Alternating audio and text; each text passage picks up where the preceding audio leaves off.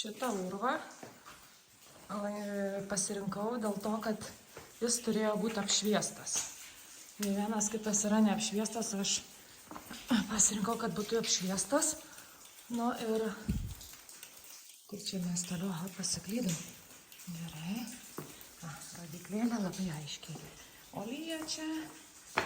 Tai va. Kojos jau šlapios. Ir turim labai įdomus.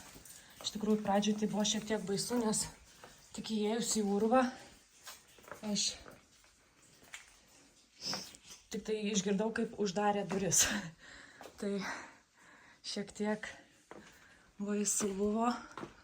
Ir tas jausmas toks, dabar aš jau pripratau, kad ir čia ir tokios sienos, kad pasilenkti reikia, va. Ir sakė tokie keliukai. Šiaip visai įdomu, kaip ir prantyva. Labai gražus kažkoks. O tarp kalno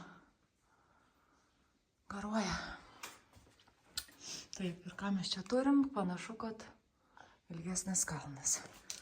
Kilsim į viršų. Tai va, kas turi klaustrofobiją, tai tikrai nerekomenduoju. Kas šiaip vienai ganėtinai nejaukų pradžioje buvo, bet viskas neblogai. Šiaip labai įdomus takas.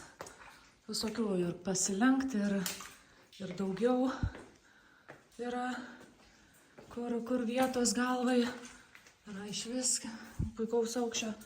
Plius yra tokių visokių prisilaikyti, kad būtų saugu nusileisti.